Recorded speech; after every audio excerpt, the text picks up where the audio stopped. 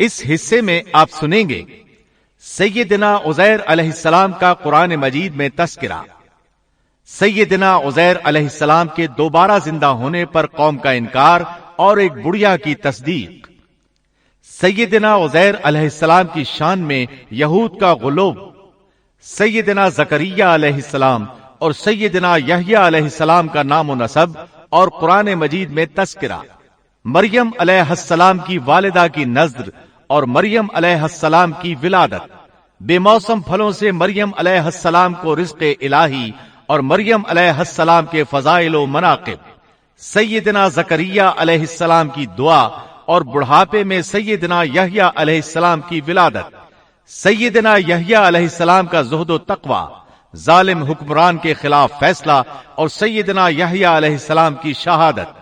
تو آئیے سنتے ہیں دارالسلام اسٹوڈیو لاہور پاکستان سے قصص الانبیاء کا 19واں حصہ بے موسم پھل، پیشکش محمد طارق شاہد۔ عزیر علیہ السلام انبیاء کرام کی جماعت میں ایک کریم اور عظیم نبی تھے۔ اللہ تعالیٰ نے انہیں ایک بستی کی طرف چلنے کا حکم دیا۔ وہاں پہنچے تو بستی ویران تھی، بے آباد تھی۔ اب یہ حیران ہوئے کہ مجھے یہاں کس لیے بھیجا گیا۔ ایسے میں خیال آیا اللہ تعالیٰ اس مردہ بستی کو کیسے زندہ فرمائیں گے۔ یہ خیال تعجب کے طور پر تھا۔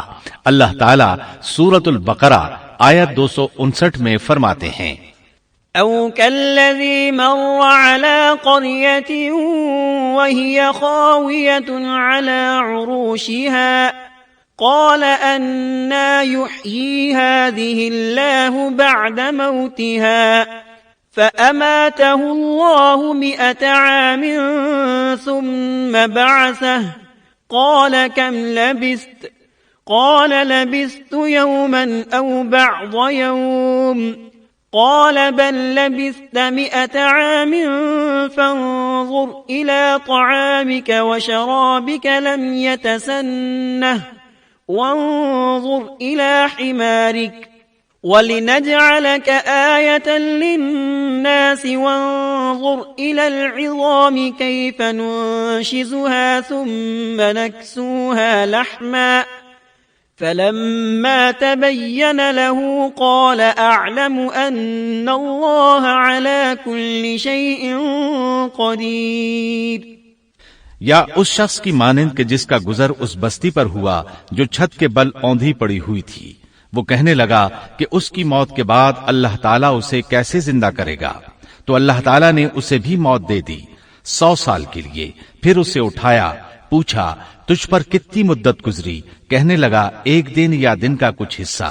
اللہ تعالیٰ نے فرمایا تو 100 سال تک ٹھہرا رہا۔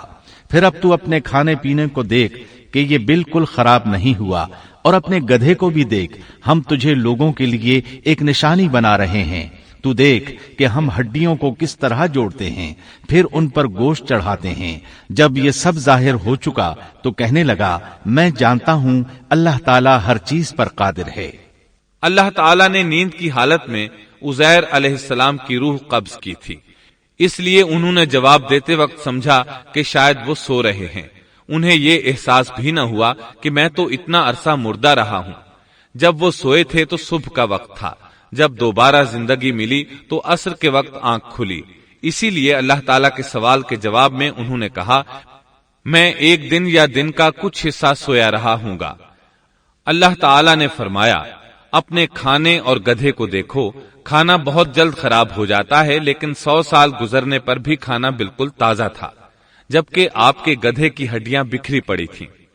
اچانک ان کے سامنے دیکھتے ہی دیکھتے ہڈیاں حرکت کرنے لگیں، پھر جڑنے لگیں۔ گدھے کا ڈھانچہ تیار ہو گیا تو اس پر گوشت چڑھنے لگا۔ اس طرح گدھا زندہ ہو گیا اور آواز دینے لگا۔ یہ دیکھ کر عزیر علیہ السلام پکار اٹھے، واقعی میرا پروردگار ہر چیز پر قادر ہے۔ ان کی اس عارضی موت کے دوران وہ بستی آباد ہو چکی تھی۔ عزیر علیہ السلام نے ان سے پوچھا کیا تم لوگ عزیر کو جانتے ہو؟ انہوں نے کہا جی ہاں، انہیں فوت ہوئے 100 سال سے زائد عرصہ بیت چکا ہے۔ تب عزیر علیہ السلام نے انہیں بتایا میں ہی عزیر ہوں۔ انہیں یقین نہ آیا۔ وہ ایک بڑھیا کو لے آئے، اس کی عمر 120 سال تھی۔ انہوں نے اس سے عزیر علیہ السلام کے بارے میں پوچھا۔ اس نے عزیر علیہ السلام کی 10 نشانیاں بیان کی۔ وہ سامنے کھڑے عزیر علیہ السلام کو دیکھ رہے تھے، تب انہیں یقین آیا۔ عزیر علیہ السلام ان کے درمیان قیام پذیر رہے۔ آپ نے انہیں نئے سرے سے تورات کی تعلیم دی۔ وہ اس کو بھول چکے تھے۔ بستی والے ان سے بہت متاثر ہو گئے، ان کی تعظیم کرنے لگے۔ اس عظیم معجزے کی وجہ سے رفتہ رفتہ وہ انہیں اللہ کا بیٹا تصور کرنے لگے۔ اللہ تعالیٰ سورہ توبہ آیت 30 میں فرماتے ہیں، وقالت اليهود عزير ابن الله، اور یہودیوں نے کہا عزیر اللہ کے بیٹے ہیں۔ یہ اللہ نے ان کا ایک جرم بیان کیا ہے۔ یہ جرم ان میں نسل در نسل چلتا رہا، یہاں تک کہ اس دور میں بھی یہودی عزیر علیہ السلام کو اللہ کا بیٹا مانتے ہیں۔ آپ کا نام دیوان مقدس بھی رکھتے ہیں اور کہتے ہیں یہ مقدس ذات کی نسل سے ہے اور معبود ہے۔ یہی ان کا شرک ہے۔ اللہ ان پر لعنت کرے۔ اللہ انہیں اس جرم کی سزا ضرور دے گا۔ انسان کتنے ہی بلند و بالا مقام پر پہنچ جائے اور اللہ تعالیٰ کے ساتھ اسے زیادہ سے زیادہ قرب حاصل ہو جائے، تب بھی وہ اللہ کا بندہ ہی رہتا ہے، اور کسی بھی بلندی پر پہنچ کر وہ اللہ یا اللہ کا بیٹا نہیں ہو سکتا، اللہ کا شریک نہیں ہو سکتا۔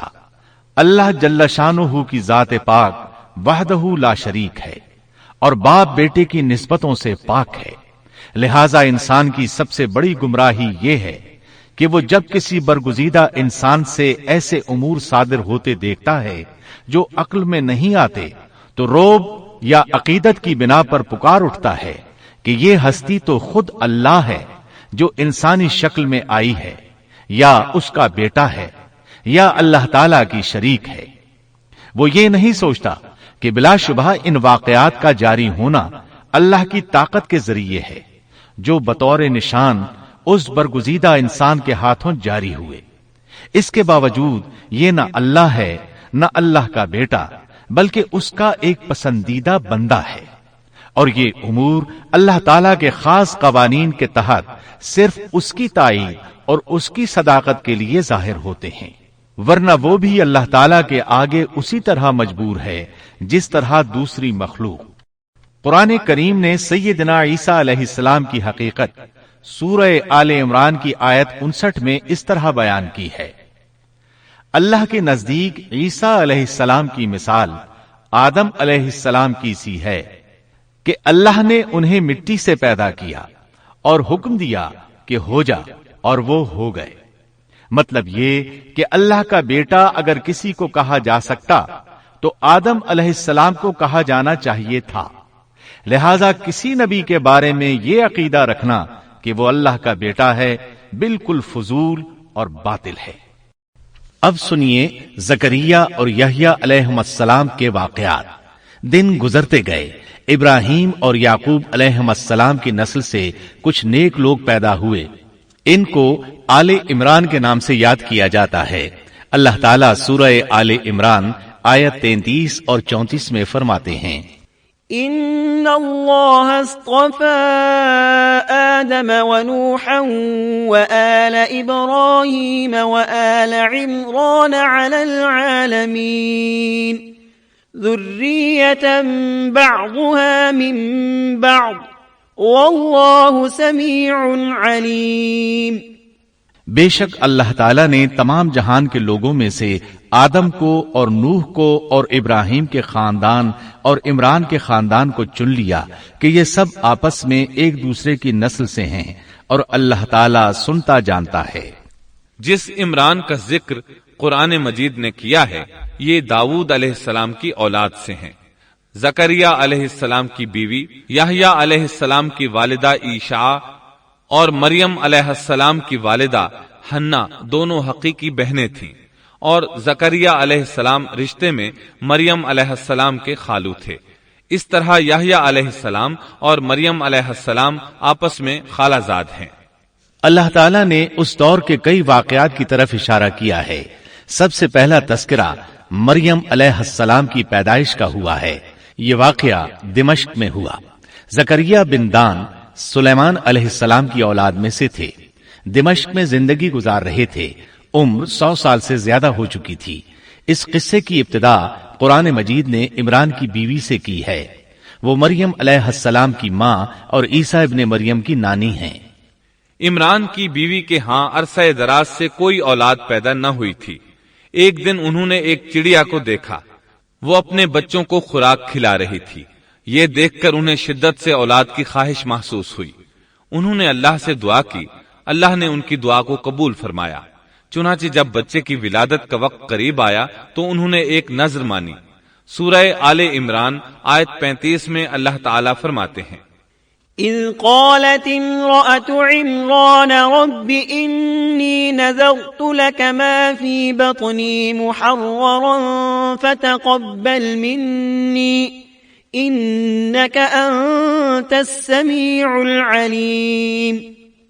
جب عمران کی بیوی نے کہا، اے میرے رب، میرے پیٹ میں جو کچھ ہے اسے میں نے تیرے نام آزاد کرنے کی نذر مانی ہے، تو میری طرف سے قبول فرما، یقیناً تو خوب سننے والا اور پوری طرح جاننے والا ہے۔ انہوں نے اللہ تعالیٰ سے اولاد کی دعا کی۔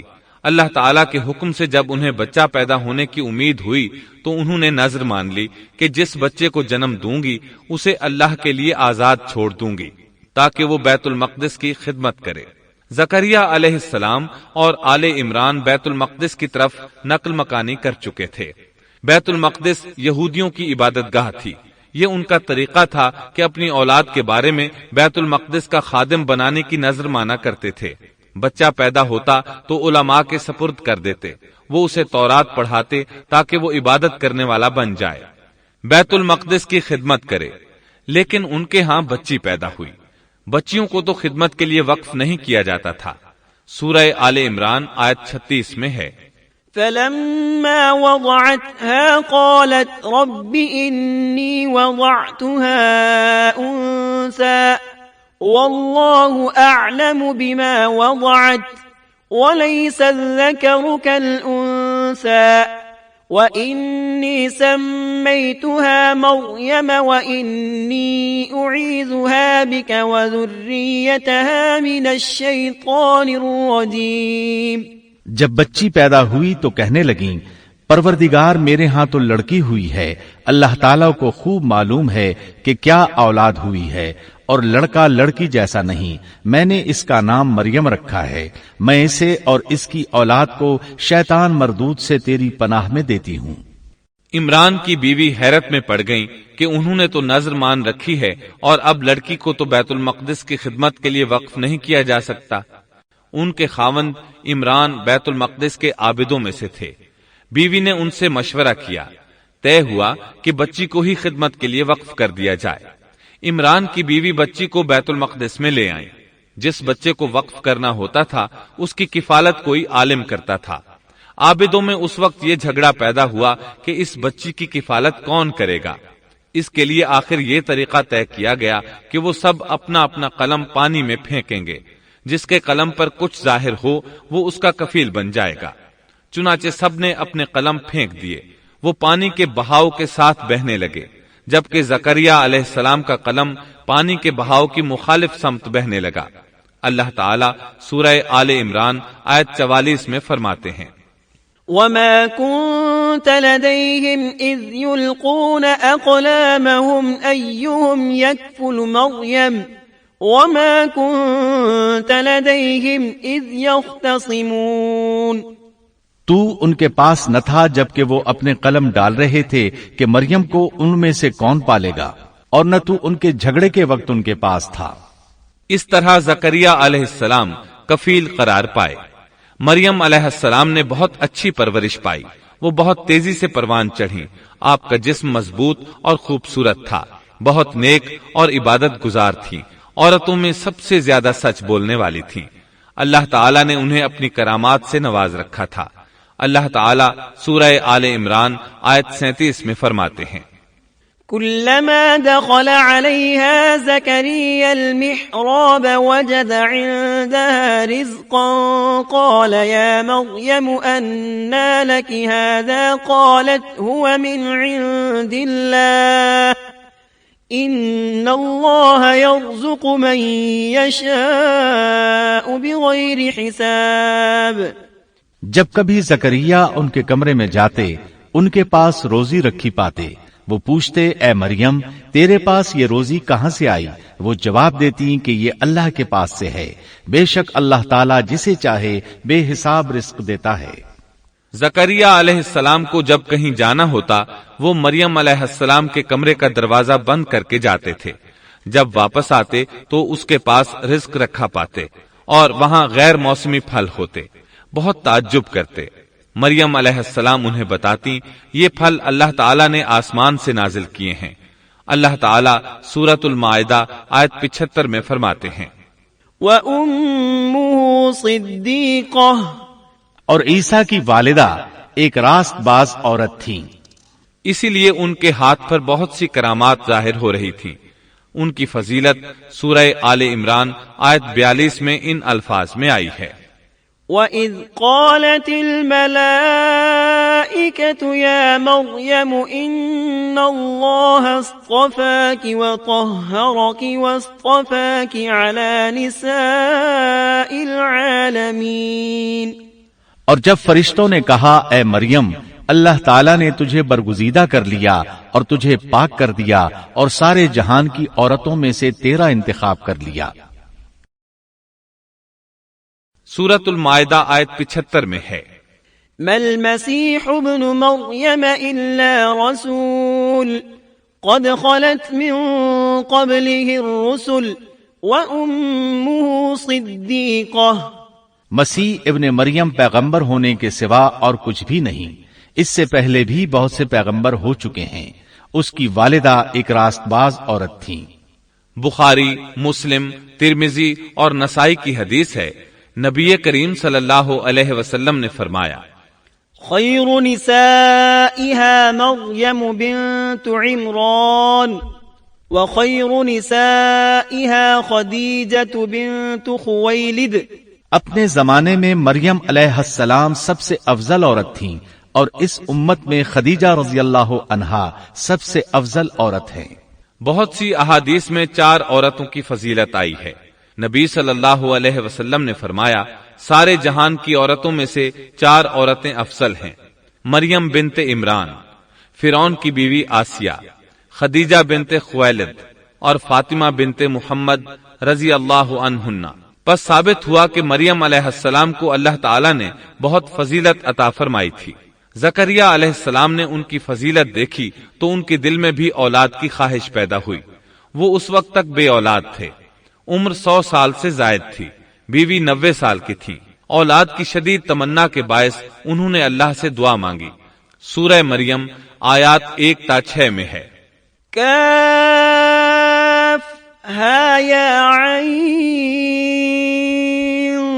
साद ज़िक्र रहमति रब्बिक अब्दहू ज़करिया इज़ नादा रब्बहू निदाअन खफिया क़ाल रब्बि इन्नी वहनल अज़्मु मिन्नी वश्तअलर रअसु शैबन वलम अकुन बिदुआइक रब्बि शक़िया वइन्नी खिफ्तुल मवालिय मिन वराई वकानत इम्रअती आक़िरन फहब ली मिन लदुनक वलिया यरिसुनी वयरिसु मिन आलि याक़ूब वजअलहु रब्बि रज़िया।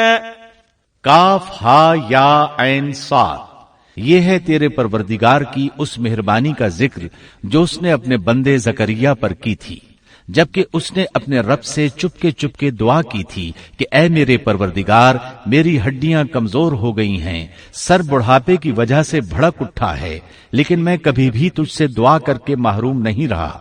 मुझे अपने मरने के बाद अपने कराबत वालों का डर है। मेरी बीवी भी बांझ है, बस तू मुझे अपने पास से वारिस अता फरमा जो मेरा भी वारिस हो और याकूब के खानदान का भी जानशीन हो, और मेरे रब तू उसे मकबूल बंदा बना ले। जकरिया अलैहिस्सलाम अपने दौर में अकेले ही नबी थे। उनके वरासा और रिश्तेदारों में कोई काबिल आदमी नहीं था, इसलिए उन्होंने ये दुआ की।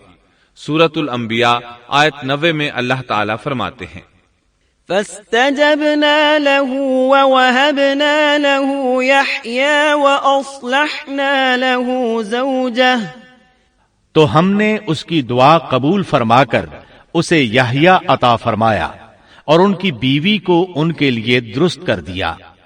مطلب یہ کہ ان کا بانجھ پن دور کر دیا. پھر اللہ نے انہیں خوشخبری سنائی.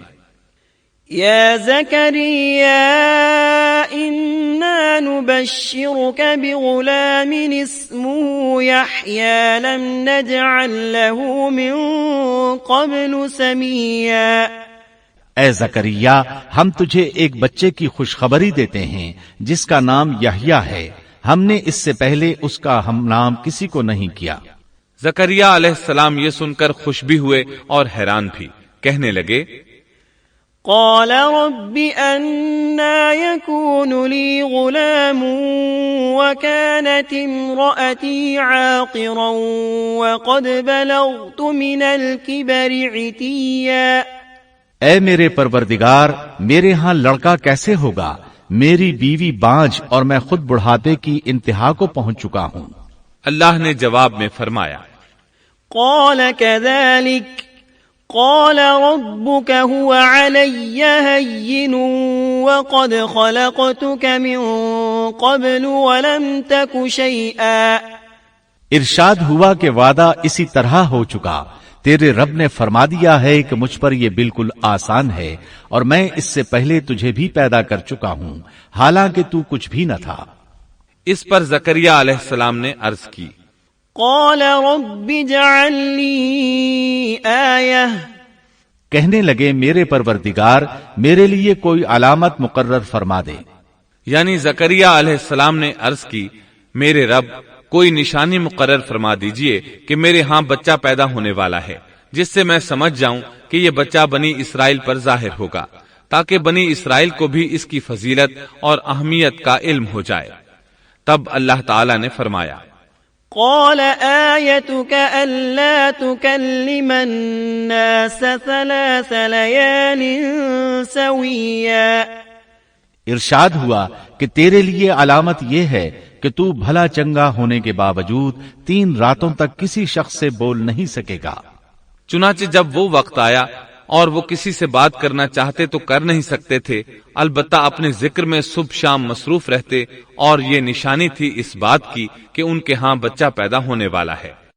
اللہ تعالیٰ سورہ مریم آیت 11 میں فرماتے ہیں فخرج على قومه من المحراب فأوحى إليهم أن سبحوا بكرة وعشيا. اب زکریا اپنے حجرے سے نکل کر اپنی قوم کے پاس آ کر انہیں اشارہ کرتے ہیں کہ تم صبح و شام اللہ کی تسبیح بیان کرو.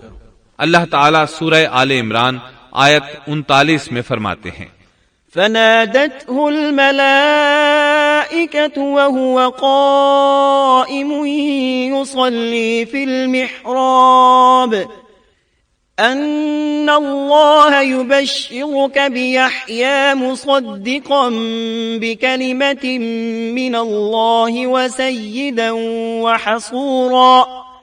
وسيدا وحصورا ونبيا من الصالحين.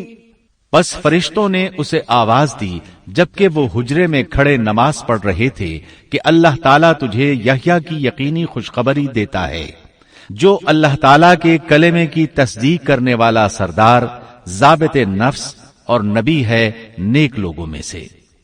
انسان کتنے ہی بلند و بالا مقام پر پہنچ جائے اور اللہ تعالیٰ کے ساتھ اسے زیادہ سے زیادہ قرب حاصل ہو جائے تب بھی وہ اللہ کا بندہ ہی رہتا ہے، اور کسی بھی بلندی پر پہنچ کر وہ اللہ یا اللہ کا بیٹا نہیں ہو سکتا، اللہ کا شریک نہیں ہو سکتا.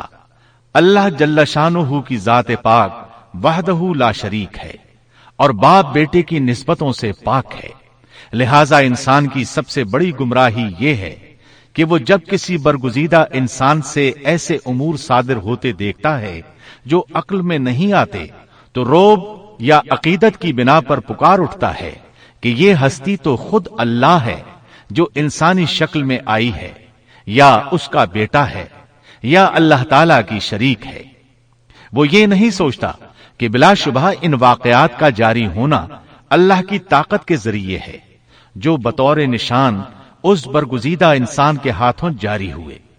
اس کے باوجود یہ نہ اللہ ہے نہ اللہ کا بیٹا، بلکہ اس کا ایک پسندیدہ بندہ ہے، اور یہ امور اللہ تعالی کے خاص قوانین کے تحت صرف اس کی تائید اور اس کی صداقت کے لیے ظاہر ہوتے ہیں، ورنہ وہ بھی اللہ تعالی کے آگے اسی طرح مجبور ہے جس طرح دوسری مخلوق۔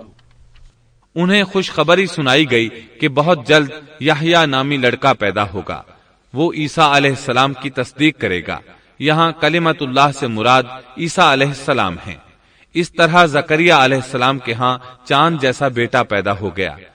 یہ جو ہی بڑے ہوئے، ان کے پاس اللہ تعالیٰ کا پہلا حکم پہنچا، يا يحيى خذ الكتاب بقوة وآتيناه الحكم صبيا۔ اے یحییٰ، میری کتاب کو مضبوطی سے تھام لے، اور ہم نے اسے لڑکپن ہی میں دانائی عطا فرما دی۔ اللہ تعالیٰ نے آپ کو نو عمری ہی میں حکمت اور دانائی عطا فرما دی۔ تفاسیر میں ہے کہ بچوں نے یحییٰ علیہ السلام سے کہا آؤ کھیلیں۔ انہوں نے کہا ہم کھیل کود کے لیے پیدا نہیں کیے گئے، اور اس وقت ان کی عمر صرف 5 سال تھی۔ اللہ تعالیٰ سورہ مریم آیت 13 تا 15 میں ان کے اوصاف بیان فرماتے ہیں، وحنانا من لدنا وزكاة وكان تقيا وبرا بوالديه ولم يكن جبارا عصيا وسلام عليه يوم ولد ويوم يموت ويوم يبعث حيا۔ اور ہم نے انہیں اپنے پاس سے شفقت اور پاکیزگی بھی عطا فرمائی، اور وہ پرہیزگار شخص تھا اور اپنے ماں باپ سے نیک سلوک کرنے والا تھا، وہ سرکش اور گناہگار نہ تھا۔ اس پر سلام ہے جس دن وہ پیدا ہوا اور جس دن وہ فوت ہوا اور جس دن وہ زندہ کر کے اٹھایا جائے گا۔ مورخین لکھتے ہیں کہ یحییٰ علیہ السلام کی پیدائش کے صرف 6 ماہ بعد عیسیٰ ابن مریم علیہ السلام پیدا ہوئے، یعنی زکریا علیہ السلام کی دعا کے 6 ماہ بعد مریم علیہ السلام کی طرف بھی اللہ تعالیٰ نے وحی بھیجی تاکہ اللہ تعالیٰ انہیں عیسیٰ علیہ السلام جیسا لخت جگر عطا کریں۔ گویا یحییٰ علیہ السلام عیسیٰ علیہ السلام سے 6 ماہ بڑے تھے۔ یحییٰ علیہ السلام بڑے ہوئے تو اپنے والد زکریا علیہ السلام کے ساتھ بنی اسرائیل کو اللہ کی طرف دعوت دینے لگے۔ اس وقت ایک ظالم شخص ان پر حکمران تھا۔ اس نے اپنے بھائی کی بیٹی سے شادی کرنے کا ارادہ کیا، اگرچہ ان کے دین میں یہ حرام تھا۔ اس نے یحییٰ علیہ السلام سے اس شادی کی اجازت طلب کی، اس لیے کہ ان کی نبوت کا اس وقت تک چرچا ہو چکا تھا اور وہ ان کے درمیان شریعت کے مطابق فیصلے کیا کرتے تھے۔ فتویٰ لینے کے لیے وہ تحفے تحائف کے ساتھ آپ کی خدمت میں آیا۔ یحییٰ علیہ السلام نے لوگوں کو جمع کیا اور خطبہ دیا کہ لڑکی کی اپنے چچا سے شادی حرام ہے۔ بادشاہ اور وہ لڑکی یہ فیصلہ سن کر غضبناک ہو گئے۔ لڑکی نے بادشاہ سے کہا تم یحییٰ کو قتل کرا دو، تب ہماری شادی ممکن ہے۔ بادشاہ نے ان کی طرف اپنے سپاہی روانہ کر دیے۔ اس وقت یحییٰ علیہ السلام محراب میں نماز ادا کر رہے تھے۔ سپاہیوں نے انہیں قتل کر دیا۔ اس طرح بادشاہ نے اپنی بھتیجی سے شادی کر لی۔ اس کے بعد انہوں نے آپ کے والد زکریا علیہ السلام کو بھی قتل کر دیا۔ اس طرح اس دور کے 2 نبی قتل کر دیے گئے۔ عیسیٰ علیہ السلام باقی رہ گئے۔ آپ یحییٰ علیہ السلام کی زندگی ہی میں نبی قرار پا چکے تھے۔ اس وقت آپ کی عمر 30 سال سے کچھ اوپر تھی۔ امام بخاری رحمت اللہ علیہ نے صحیح بخاری میں حدیث اسراء کے تحت سیدنا یحییٰ علیہ السلام کے ذکر میں یہ روایت لکھی ہے کہ نبی کریم صلی اللہ علیہ وسلم نے فرمایا، جب میں دوسرے آسمان پر پہنچا تو دیکھا کہ یحییٰ اور عیسیٰ علیہم السلام موجود ہیں، اور یہ دونوں خالازاد بھائی ہیں۔ جبریل علیہ السلام نے کہا یہ یحییٰ اور عیسیٰ علیہم السلام ہیں، انہیں سلام کیجیے۔ میں نے انہیں سلام کیا، دونوں نے سلام کا جواب دیا۔ پھر دونوں نے کہا آپ کا آنا مبارک ہو اے ہمارے نیک بھائی اور نیک نبی۔ سیدنا زکریا علیہ السلام کے تذکرے میں یہ آ چکا ہے کہ یحییٰ علیہ السلام کی والدہ اور مریم علیہ السلام کی والدہ حقیقی بہنیں تھیں۔ اس لیے حدیث معراج میں نبی کریم صلی اللہ علیہ وسلم کا یہ فرمانا کہ سیدنا یحییٰ اور سیدنا عیسیٰ علیہ السلام خالازاد بھائی ہیں، اسی رشتے کی طرف اشارہ ہے۔ دنیا میں اس سے زیادہ شقی اور بدبخت کوئی اور نہیں ہو سکتا جو ایسی مقدس ہستی کو قتل کر دے جو نہ کسی کو ستاتی ہو اور نہ کسی کے مال و دولت پر نظر رکھتی ہو، بلکہ اس کے برعکس بغیر کسی طمع اور اجرت کے اس کی زندگی قوم کی اصلاح اور خیرخواہی کے لیے وقف ہو چکی ہو۔ چنانچہ نبی کریم صلی اللہ علیہ وسلم نے اسی بنا پر سیدنا ابو عبیدہ رضی اللہ عنہ کے اس سوال پر کہ قیامت میں سب سے زیادہ عذاب کا مستحق کون ہوگا یہ فرمایا تھا، وہ شخص جو کسی نبی کو یا ایسے شخص کو قتل کرے جو بھلائی کا حکم کرتا ہو اور برائی سے باز رکھتا ہو۔ اقوام عالم میں صرف یہودی ہی ایک ایسی قوم ہے جس نے ایسے پاکیزہ نفوس کو بے تحاشا قتل کیا۔ اللہ رب العزت سورہ بقرہ آیت 61 میں فرماتا ہے، اور وہ نبیوں کو ناحق قتل کرتے تھے۔ انسان کو اللہ کے فضل و کرم سے کسی بھی وقت اور کسی بھی حالت میں نا امید نہیں ہونا چاہیے، مایوسی کو پاس نہیں آنے دینا چاہیے۔ کبھی ایسا بھی ہوتا ہے کہ انسان پورے خلوص اور پوری دل جمعی کے ساتھ دعائیں کرتا ہے اور مسلسل کرتا رہتا ہے، لیکن اس کے باوجود بھی مقصد حاصل نہیں ہوتا۔ لیکن اس کا یہ مطلب ہرگز نہیں کہ اللہ دعائیں سن نہیں رہا یا قبول نہیں کر رہا۔ اس قسم کی مایوسی اور خیالات کو کفر قرار دیا گیا ہے۔ اللہ تعالیٰ نے گزشتہ قوموں کے سنگین حالات بیان کیے ہیں۔ ان قوموں کی جان و مال میں ایسے حادثات اور پے در پے ایسی مصیبتیں پیش آئیں کہ اہل ایمان اور ان کے نبی پکار اٹھے، اللہ کی مدد کب آئے گی؟ ایسی سخت گھڑیاں خوشیوں کا پیش خیمہ ہوا کرتی ہیں اور مصیبتوں کا دور ختم ہو جاتا ہے۔ جو لوگ اللہ کی قضاء و قدر پر بھروسہ رکھتے ہیں وہ ایسے لمحات میں مصیبتوں کی دلدل سے نکل جاتے ہیں اور انہیں اللہ تعالی کی طرف سے ایک نئی زندگی عطا کی جاتی ہے۔